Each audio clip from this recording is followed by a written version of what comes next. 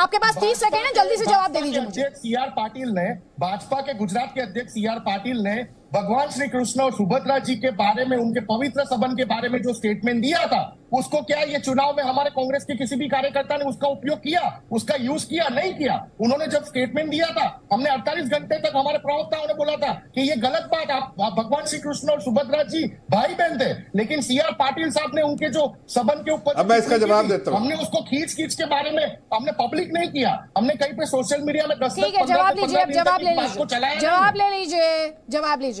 मैं जरा जवाब, देखिए फर्क कांग्रेस में और भाजपा में यह है, ये आपकी जानकारी को, आप जनता के बीच में जाने से कतराते क्यों हैं? इसलिए कि जनता के सेवक नहीं, आप जनता के लिए कोई ऐसी काम नहीं किया जिसके लिए जनता आपके, जब आपको अपमानित किया जा रहा है या आपको लग रहा है कि अपमानित हुए हैं, तो जनता की सहानुभूति मिलेगी। इसलिए कि जनता को तो, किसी कांग्रेस के लीडर ने बहुत रिसेंटली कहा कि हमारे यहाँ जो पार्टी है वो जो है वो देश को भी लूटा है, और पार्टी को, हमारे लीडर्स जो है देश को भी लूटते हैं, पार्टी को भी लूटते हैं। ऐसी पार्टी, मतलब जिसके लीडर्स खुद कहते हैं कि देश को भी लूटा है और पार्टी को भी लूटते हैं, मतलब आपने जनता के बारे में कभी चिंता ही नहीं की। हम तो सेवक है, और जब सेवक है तो हम जनता के दरबार में लेकर जाएंगे। जनता, आप हमें इस तरह की बात पालित कीजिएगा तो हम जब जनता के दरबार में लेके जाएंगे। और मैं ये भी कहना चाहता हूँ, ठीक है सर, जवाब ले लीजिए, लोकप्रियता में कोई जल्दी चीज से होती है। 20 सेकंड का जवाब ले लीजिए निशांत रावल से, उसके बाद हम अपने दर्शकों को दिखाएंगे राजनीति में आंसू क्या हथियार के तौर पर इस्तेमाल किए जा सकते हैं। निशांत रावल जी 20 सेकंड से जल्दी से अपना जवाब आप कंप्लीट कर लीजिए। जफर भाई, अगर आप जनता के रियल सेवक हैं तो मोरबी में जो हत्याकांड हुआ, क्यों आपके किसी मंत्री ने सॉरी नहीं बोला? 700 किसानों की जो हत्या हुई थी, 700 किसानों की जो किसान आंदोलन के दरमियान जो खून खराबा हुआ, तो उसके बारे में कभी देश से आपकी पार्टी में से किसी ने माफी क्यों नहीं मांगी? ये साबित करता है कि आपको जनता की नहीं पड़ी हुई है। मैं जवाब दे देता हूं, आपको जानकारी बता रहे, चलिए कोई बात नहीं।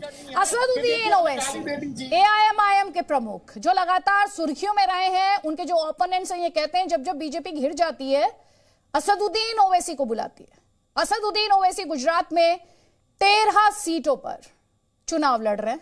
दावा वो करते हैं गुजरात की तस्वीर बदलने का, लेकिन उनके जो विरोधी है वो उनके 13 सीटों पर चुनाव लड़ने के फैसले पर सवाल उठाते हैं। वही असदुद्दीन ओवैसी जो मुसलमानों के रहनुमा बनने की, खुद को दिखाने की कोशिश करते हैं, काफी भावुक वो हो गए अपने एक जलसे के दौरान। देखिए, अल्लाह यहां पर इत्तेहाद को मजबूत बना दे, अल्लाह जमालपुर में साबिर को एमएलए बना दे, ताकि 100 साल तक गरीबों की आवाज गुजरात में गूंजती रहे।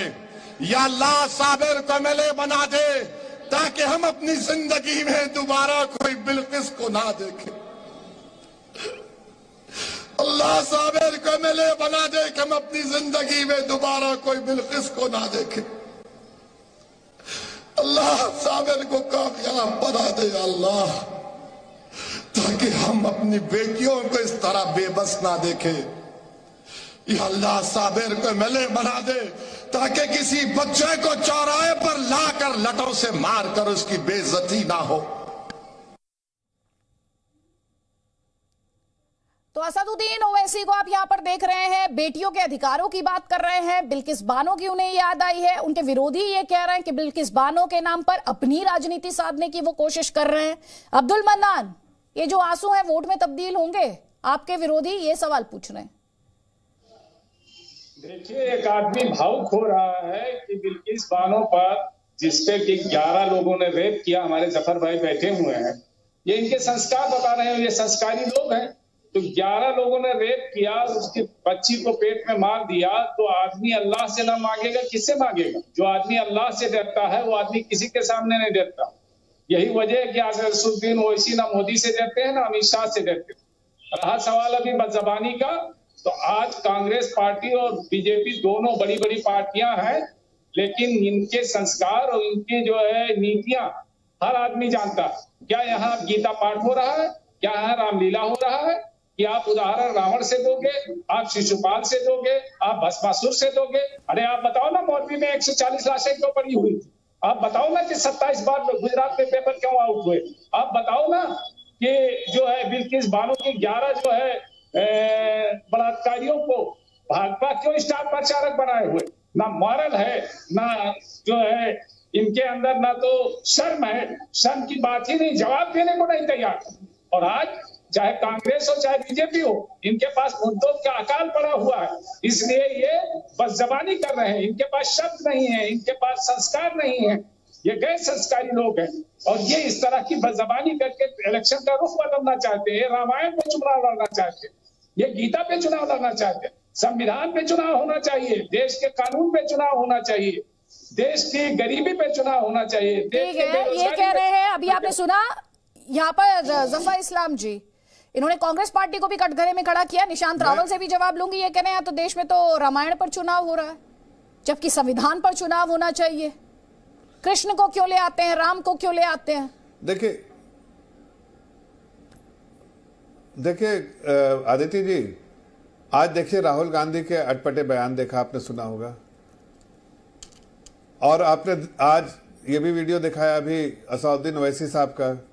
मौलवी असाउद्दीन ओवैसी साहब के घड़ियाली आंसू सबको समझ में आते हैं। राजनीति में राजनीतिक फायदे के लिए घड़ियाली आंसू निकाल रहे हैं। हकीकत तो ये भी है कि ये भारतीय जनता पार्टी को हर वक्त गलत तरीके से लोगों के बीच में भ्रमित करना चाहते हैं, लोगों को भ्रमित करते हैं, गुमराह करते हैं भारतीय जनता पार्टी के प्रति।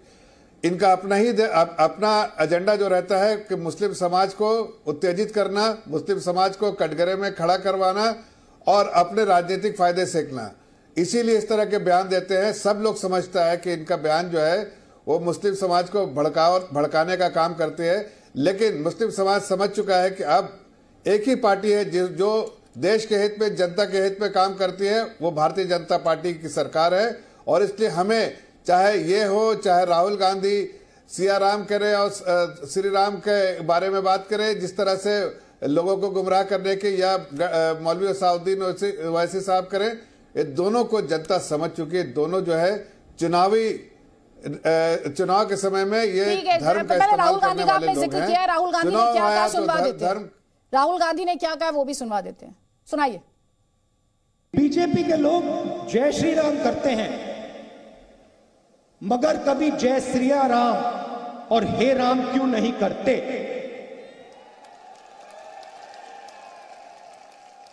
मुझे बहुत अच्छा लगा, बहुत गहरी बात बोली, क्योंकि वो सबसे पहले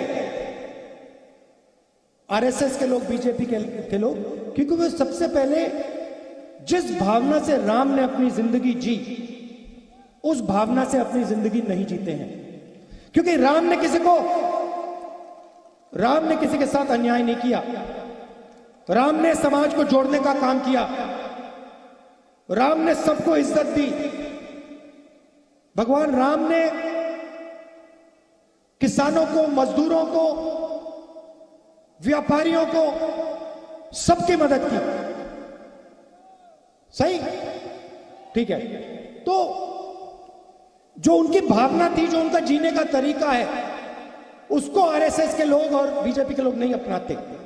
और शायद सबसे जरूरी नारा, वो सिया राम, जय श्री राम तो कर ही नहीं सकते, क्योंकि उनके संगठन में एक महिला नहीं है। तो वो जय सिया राम का संगठन ही नहीं है, क्योंकि उनके संगठन में महिला तो आ ही नहीं सकती, सीता तो आ ही नहीं सकती। सीता को तो बाहर कर दिया।